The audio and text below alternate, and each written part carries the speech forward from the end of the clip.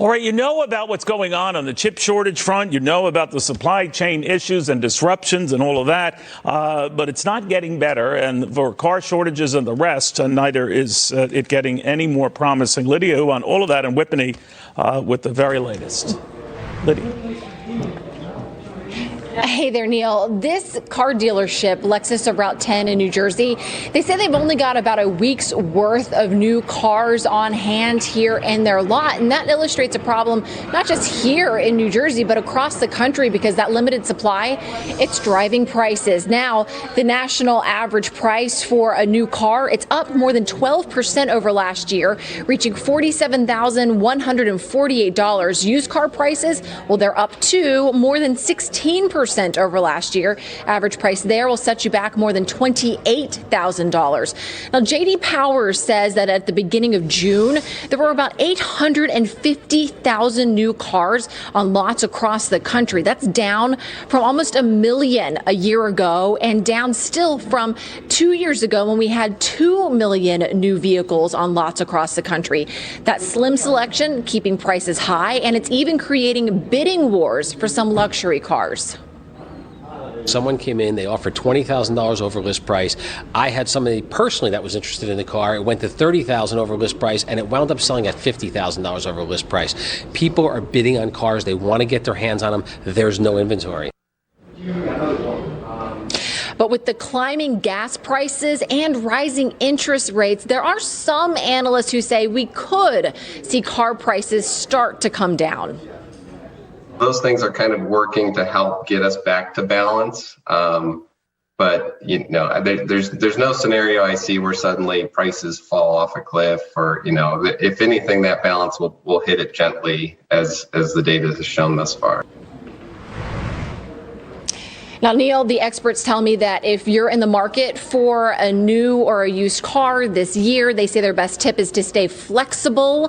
If you have your heart set on a particular make or model, you want certain bells and whistles, and you come to this dealership here in New Jersey, the owner tells me you could be waiting up to a year for that car to come in. Neil. Yeah, but paying $30,000 or more over asking, come on, man. I mean, walk if you have to, but man. Lydia, thank you very much. Lydia in Whippany, New Jersey. Russ Vought on all of this, the former White House Office of Manager and Budget Director. Russ, this is getting crazy, isn't it?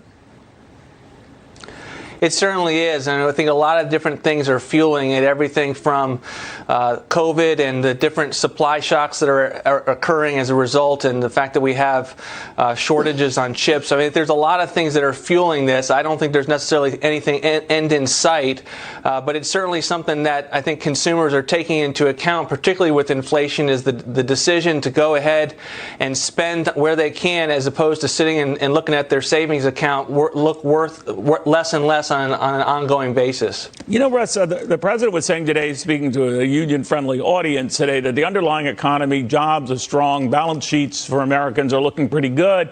We're averaging, close to 400,000, 390,000 the latest month of new jobs every month. And that's the wind at our back. But even if that were the case, doesn't that force the Federal Reserve to get even more involved in raising rates, and maybe aggressively so, maybe 3/4 of a point as soon as tomorrow?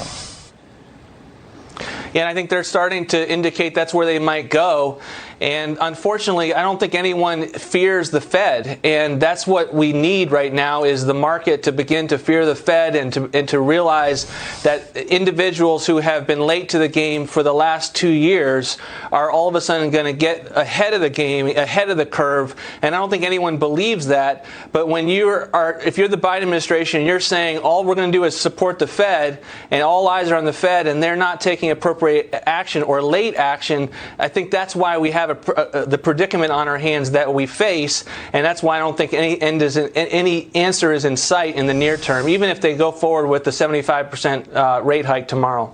If they go 3/4 of a point tomorrow, to your point, I can't imagine that wouldn't panic the markets. It might not. I mean, maybe they'd welcome a Federal Reserve that looks like it could be getting ahead of the curve. But just the urgency of that and the almost the desperation of that would freak a lot of investors out, wouldn't it? Probably. I mean, I think that's one of the reasons why they tried to get ahead of the news today by putting it in all the papers that they were at least going to be talking about it. I'm not necessarily convinced that they're going to go forward with it, and you know, it does begin to say, hey, we're trying to catch up, but at least people will begin to say, okay, they're getting it. They're not making the types of arguments that they had. I mean, when at the end of last year, Jay Powell was still saying that inflation is not connected to the growth of the money supply. I mean, how do you reconfirm a Fed chairman who believes that or is saying that and is making the case for a year and a half of inflation being transitory and trying to calculate every single planned statement as if they're living in response to the taper tantrum? I think that's the problem with this Fed, that for those of us on the outside have been warning about this for the last 2 years. We just don't look at them and say, hey, we don't think you got it. Well, a 3/4 of a point move, to your point, Russ, would indicate they got it, but they better be ready for the panic response once they do. We'll see what happens. Russ, thank you very, very much. Again,